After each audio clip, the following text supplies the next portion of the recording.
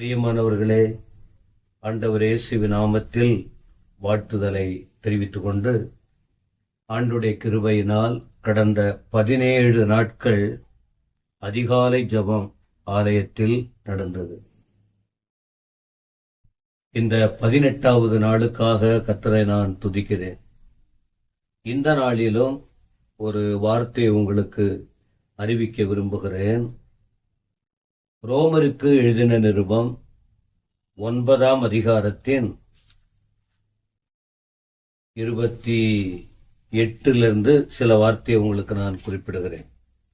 அப்படின்னா, தேவ பிள்ளைகள் ஆண்டவர் மேல விசுவாசம் வைத்தால் அவர்கள் வெட்கப்பட்டு போக விடமாட்டார். பல நேரத்தில் நாம வெட்கப்பட்ட நிலையில வாழ்க்கை காணப்படுகிறது. ஆனா நம்ம தேவனை நம்பி இருக்கிறோம். ஆண்டவர் நம்ம வெட்கப்படுத்த மாட்டார், மனுஷர்கள் வெட்கப்படுத்துவாங்க. உலக ஜனங்கள் உங்களை வெட்கப்படுத்த தலைகுனிய வைக்க பார்ப்பாங்க. ஆனா நம்முடைய ஆண்டவர் அதை செய்ய மாட்டார். அதற்கு இதோ சில வசனங்கள். ரோமர் 9:28 படிக்கிறோம் பாருங்க. அவர் நீதியோடே சீக்கிரமாய் தம்முடைய காரியத்தை நிறைவேற்றுவார். கர்த்தர் பூமியிலே சீக்கிரமாகவே காரியத்தை நிறைவேற்றி முடிப்பார் என்றும் ஏசாயா இஸ்ரவேலரை குறித்து சொல்லுகிறார். இஸ்ரவேல் ஜனங்கள், ஆண்டவர் புறஜாதிகளையும் அழைத்திருக்கிறார். இஸ்ரவேல் ஜனங்களை சொந்தமாக ஜனங்களாய் தெரிந்து கொண்டார். ஆனால் ஆண்டவர் சொல்லுகிற வார்த்தை என்ன? தமது பிள்ளைகளை ஒருவேளை மற்றவர்கள் புறக்கணித்து தள்ளினாலும் தேவன் தம்முடைய ஜனமாகிய இஸ்ரவேலரையும் தள்ளுவதில்லை, புறஜாதிகளையும் தள்ளுவதில்லை. அவர் நீதிபர். ஆண்டவர் அநீதியுள்ளவர் இல்லை, நீதியை நிறைவேற்றுவார் என்று வேதம் சொல்லுகிறது. இரண்டாவது ஒரு வார்த்தை பவுல் தம்முடைய பிள்ளைகளுக்கு சொல்லும்போது 29ஆம் வசனத்தில் ஏசாயா அவர் சொன்ன வார்த்தை பாருங்க. நீதியை நிறைவேற்றுவார், பூமியிலே சீக்கிரமாய் காரியங்களை நிறைவேற்றி முடிப்பார். இஸ்ரவேலை குறித்து அப்படி சொன்னாராம் 29 அல்லாமலும் ஏசாயா முன்னே சொன்னபடி சேனைகளின் கர்த்தர் நமக்குள்ளே ஒரு சந்ததியை மீதியாக வைக்காதிருந்தாரானால் நாம் சோதோமை போலாகி கொமோராவுக்கு ஒத்திருப்போம். பவுல் என்ன சொல்றாரு? இஸ்ரவேல் ஜனங்களை மீதியா வச்சிருக்கிறார். இல்லைன்னா நமக்கு இந்த வாய்ப்பு கிடைச்சிருக்கார். அப்போ புறஜாதியாருக்கு ஆண்டவருடைய கிருபை. பிரஜாதி என்னன்னா, பைபிள் ஜாதி அந்த ஜாதி வித்தியாசம் கிடையாது, பார்க்க கூடாது. ஜாதி வித்தியாசம் கூடாது. ஆனா என்ன சொல்லுகிறார்? இஸ்ரவேலர்கள் அவர் ஆண்டவர் தெரிஞ்சுக்கிட்டார். ஆனா புறஜாதி என்பது இயேசுவை ஏற்றுக்கொள்ளாதவங்க, யூதர்களுக்கு அப்பாற்பட்டவங்க. மற்ற எல்லாருமே, யூதர்களை தவிர மற்ற எல்லாருமே பிற ஜாதி, அத புறஜாதின்னு அழைக்கிறாங்க. அவ்வளவுதான். அப்ப ஆண்டவரை நம்ம இப்ப ஏற்றுக்கொண்டாச்சு. அவர்களுக்கு ஆண்டவர் என்ன பண்றாரு? கிருபையை கொடுக்கிறார். கிருபையை எப்படி அப்படின்னு பார்க்கும்போது, தொடர்ச்சியாக 9ஆம் அதிகாரத்தின் 30 இப்படி இருக்க நாம் என்ன சொல்லுவோம்? நீதியை தேடாத புறஜாதியார் நீதியை அடைந்தார்கள், அது விசுவாசத்தினால் ஆகும் நீதியை. கவனிக்கிறீங்களா? விசுவாசம் நம்மை வெட்கப்படுத்தாது. புறஜாதியார் நீதியை தேடாதவங்க. ஏன்னா நீதினா என்னன்னு அவங்களுக்கு தெரியல. ஆனா அவர்கள் புறஜாதியார் நீதியை அடைந்தார்கள். அது எதனால வந்ததுன்னா விசுவாசத்தினால். அதான் விசுவாசம் முக்கியம். வசனத்தை நம்ப வேண்டும், இந்த பைபிளின் தேவனை நம்ப வேண்டும், இஸ்ரவேலின் தேவனை விசுவாசிக்க வேண்டும்.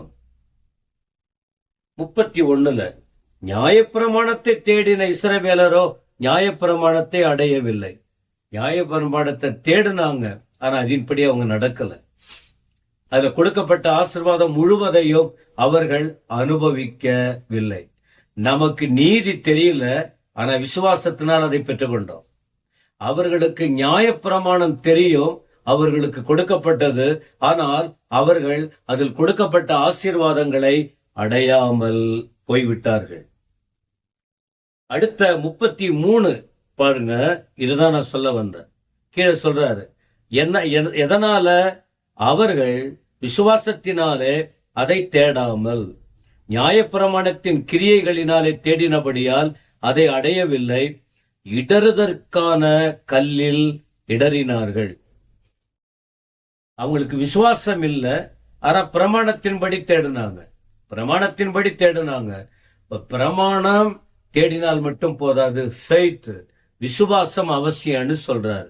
33 இதோ இடறுதற்கான கல்லையும் தவறுவதற்கான கண்மலையையும் சியோனிலே வைக்கிறேன், அவரிடத்தில் விசுவாசமாய் இருப்பவன் எவனோ அவன் வெட்கப்படுவதில்லை என்று எழுதியிருக்கிறபடி. அதுதான் பிரியமானவர்களே, என்ன சொல்றேன், கர்த்தர் இயேசுவை விசுவாசிக்கணும்.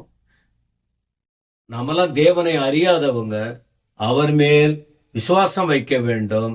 ஆண்டவர் வகுத்த திட்டங்கள் இருக்கிறது. இஸ்ரவேலர்கள் பிரமாணத்தை மட்டும் பிடித்துக்கொண்டு இந்த மேன்மையை அடையாமற் போனார்கள். ஆனா ஆண்டவர் அனைவருக்கும் உரியவர். ஆண்டவர் இயேசு எல்லாருக்கும் உரியவர், எல்லாரையும் நேசிக்கிறார். எனவே யார் கர்த்தராகிய இயேசு கிறிஸ்துவினிடத்தில் விசுவாசம் வைக்கிறார்களோ அவர்கள் வெட்கப்படுவதில்லை என்று எழுதியிருக்கிறது. ஆக வெட்கப்பட்டு போகாம இருக்கணும்னு சொன்னால் நாம விசுவாசம் வைக்க வேண்டும். யூதர்களுக்கு விசுவாசம் இல்லை, அவர்கள் இந்த மேன்மையை அடையவில்லை. நாமோ கர்த்தர் இயேசுவை விசுவாசித்தோம், நமக்கு மேலான சிலாக்கியம் கிடைக்கிறது. உங்கள் அழைப்பு முக்கியம், உங்கள் தகுதி முக்கியம், அவர் கொடுத்த ரட்சிப்பு முக்கியம். உங்களை சிறப்பானவர்களா கர்த்தர் வைத்திருக்கிறார். இந்த மேன்மையை புரிந்து உணர்ந்து இந்த விசுவாச வழியை பின்பற்றுங்க, அவருக்காக வாழுங்கள். அந்த ஒருவேளை யூதர்கள் இஸ்ரவேலர்கள் தள்ளப்பட்டாலும் இந்த மேன்மையை அடையாமற் போனாலும் பின்னாட்களில் அவர்களுக்கு ஒரு ஆசீர்வாதம் வைத்திருக்கிறார். ஆனா இப்போ ஆண்டவர் இயேசு வந்ததினால் நமக்கு அந்த ரட்சிப்பு கிடைத்திருக்கிறது. அந்த விசுவாசத்தினாலே பெற்றுக்கொள்ளுகிறோம். அதனால நீங்க யாரும் இல்லைன்னு யோசிக்காதீங்க. தேவன் உங்களுக்கு துணையாய், தேவன் உங்களுக்கு பலனாய், தேவன் உங்களுக்கு பாதுகாப்பாய், தேவன் உங்களுக்கு எல்லாவற்றுக்கும் எல்லாமுமாய் இருந்து அற்புதமா நடத்துவார்னு விசுவாசிங்க. இதுவரை இருந்ததை விட நீங்க வித்தியாசமா மாற்றப்படுவீங்க. நீங்க பாருங்கள், கர்த்தர் பெரிய காரியங்களை செய்வார். கர்த்தர் உங்களை ஆசீர்வதிப்பாராக. ஆண்டவரே மீ துதிக்கிறோம். இந்த 18வது நாளில் இந்த 21 நாள் ஜபத்துக்காக ஸ்தோத்திர ஆண்டவரே. எங்களுக்கு விசுவாசத்தை கற்றுக் கொடுத்திருக்கிறீர். விசுவாசிக்கிறவனுக்கு எல்லாம் கூடும். விசுவாசிக்கிறவன் வெட்கப்படுவதில்லை. வெட்கப்பட்ட நிலையில் இருக்கிற மக்கள் தலை நிமிர அவருக்கு உதவி செய்யும். எல்லாரையும் ஆசீர்வதியும். இயேசுவின் நாமத்தில் வேண்டுகிறோம் பிதாவே. ஆமென், ஆமென்.